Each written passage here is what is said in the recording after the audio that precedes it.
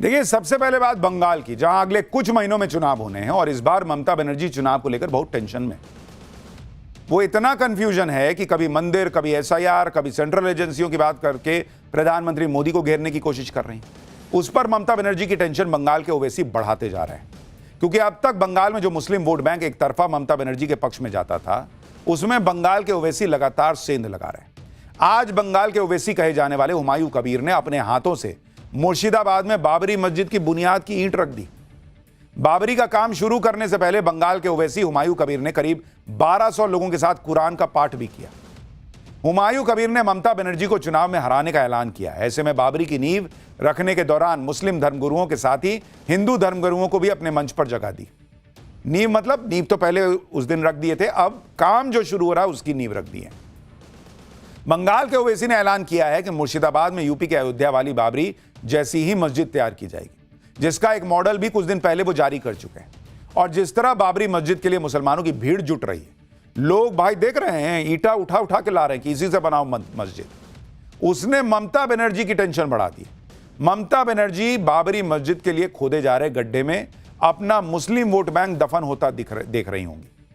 बाबरी मस्जिद का मैसेज पूरे बंगाल तक पहुंचने लगा है और इसके लिए बंगाल के ओवैसी यात्रा भी निकालने वाले हैं। बाबरी मस्जिद की तस्वीर वाली टी शर्ट बांट रहे हैं, देख रहे हैं, टी शर्ट में फोटो छप गया है। मुर्शिदाबाद में जिस जगह बाबरी का काम शुरू हुआ है, वहां से हमारे सहयोगी की एक रिपोर्ट देखिए, फिर बताता हूं कि यूपी के सीएम योगी आदित्यनाथ ने कयामत वाली बात कही तो बंगाल के ओवैसी कैसे बाप तक चले गए। हमारे पीछे हम आपको जो तस्वीरें दिखा रहे हैं, ये उसी जमीन की है जहां पर बाबरी मस्जिद का निर्माण कार्य जो है शुरू हो चुका है। आज यानी कि 11 तारीख से औपचारिक तौर पे यहां पर काम शुरू किया गया और जिस तरह से हम देख रहे हैं, तमाम जेसीबी मशीन से लेकर एक्सकवेटर यहां पर काम कर रहे हैं, क्योंकि एक फोटो भी रिलीज की गई है हुमायूं कबीर की तरफ से और उसी ढांचे पर जो है बाबरी मस्जिद का पूरा डिजाइन और बनाया जाएगा। यहाँ हम तस्वीरों के माध्यम से देख रहे हैं किस यानी बाबरी मस्जिद बनाने का काम पूरे जोर शोर से शुरू हो गया है। आप ये भी देखिए कि मुर्शिदाबाद में बन रही बाबरी मस्जिद के लिए बंगाल के ओवैसी के समर्थन में भीड़ जुट रही है। मस्जिद के लिए आ रहा करोड़ों का चंदा और इधर बीपी बढ़ रहा है टीएमसी का। दरअसल बंगाल में मुस्लिम वोट बैंक के सहारे ही ममता बनर्जी ने कभी लेफ्ट का किला गिराया था। अब बंगाल के ओवैसी हुमायूं कबीर इसी मुस्लिम वोट बैंक के दम पर ममता बनर्जी को हराकर बंगाल का किंग मेकर बनने का सपना देख रहे हैं। 2011 की जनगणना के मुताबिक बंगाल में 27% मुस्लिम है। हालांकि ममता बनर्जी का खुद का अनुमान है कि बंगाल में अब मुसलमानों की आबादी कुल आबादी का करीब 32% हो चुकी होगी। बंगाल की कुल 130 विधानसभा सीटों में मुस्लिम वोटर्स का सबसे अधिक प्रभाव है, जबकि 130 में से 90 विधानसभा सीटों पर मुस्लिम वोट गेम चेंजर साबित होते हैं।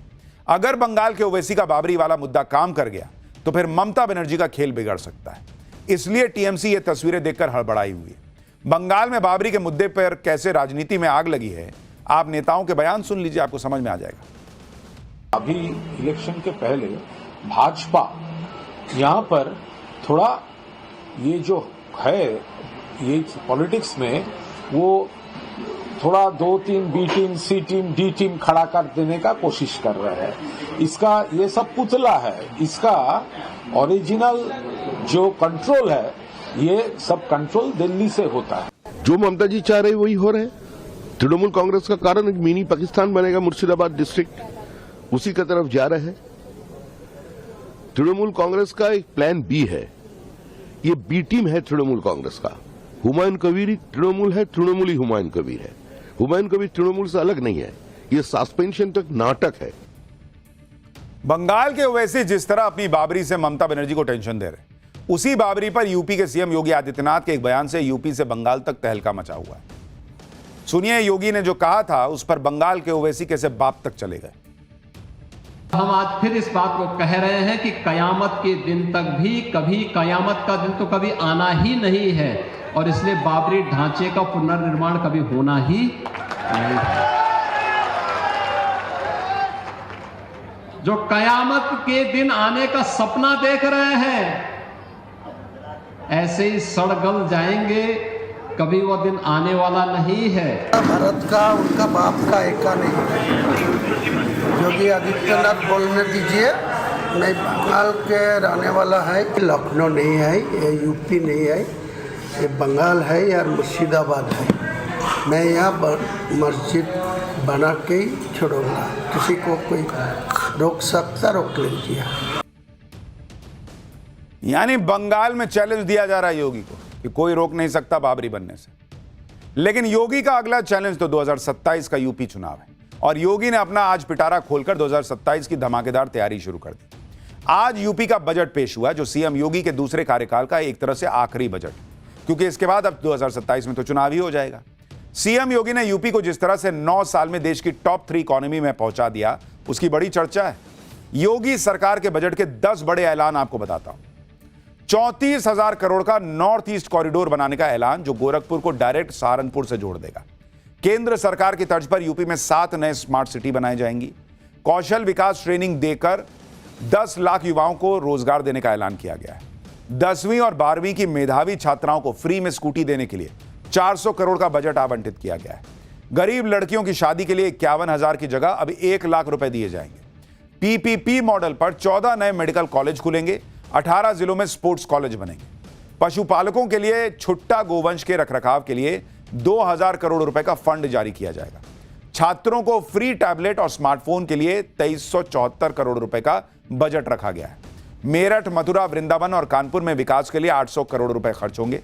शहरों में काम करने वाले कामगारों के लिए लेबर अड्डे बनेंगे जिनमें रहने का भी इंतजाम होगा। तो बहुत बड़ा बजट है। 9 लाख करोड़ से ज्यादा का बजट है, जितना तो पाकिस्तान का बजट नहीं होता उससे भी ज्यादा है। तो अपने कार्यकाल के 10वें बजट पर सीएम योगी आदित्यनाथ ने क्या कहा, एक बार वो भी सुनिए। 9 वर्ष में ये हमारी सरकार का 10वां बजट है और पहली बार हुआ है जब किसी मुख्यमंत्री को 10वां बजट प्रस्तुत करने का अवसर प्राप्त हुआ है यूपी जैसे राज्य में। इससे पहले कभी नहीं हुआ।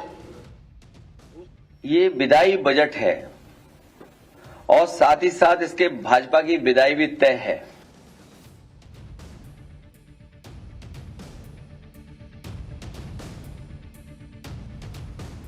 खैर क्या ये विदाई बजट है या अगली बार फिर सरकार बनाने का मौका देगा, ये तो वक्त तय करेगा। फिलहाल हमारे लिए वक्त हो गया पाठशाला में अगला चैप्टर खोलने का। सलमान खान, रोहित शेट्टी, कपिल शर्मा के बाद रणवीर सिंह को धमकी। लॉरेंस बिश्नोई सबके पीछे पड़ा क्यों है? बॉलीवुड के धुरंधर को अंडरवर्ल्ड गैंगस्टर का खुला चैलेंज। पुलिस की जांच में क्या खुलासा हुआ, अब इसके बारे में बताता हूं। मुंबई में जिस तरह से बॉलीवुड के बड़े बड़े स्टार्स को धमकियां मिल रही हैं, फिरौती के लिए कॉल और मैसेज आ रहे हैं, घरों पर फायरिंग हो जा रही है, उसके बाद लोग कहने लगे हैं कि क्या मुंबई में एक बार फिर अंडरवर्ल्ड की वापसी हो रही है? 90 के दशक वाला दौर तो नहीं लौट रहा, क्योंकि आप देखिए कि सलमान खान, कपिल शर्मा और रोहित शेट्टी के बाद अब एक्टर रणवीर सिंह को धमकी मिली। इस बार भी धमकी लॉरेंस बिश्नोई गैंग ने दी है। रणवीर सिंह से फिरौती की मांग की गई और फिरौती न देने पर जान से मारने की धमकी मिली। लॉरेंस बिश्नोई ने बॉलीवुड स्टार्स के बीच डर का ऐसा माहौल बना दिया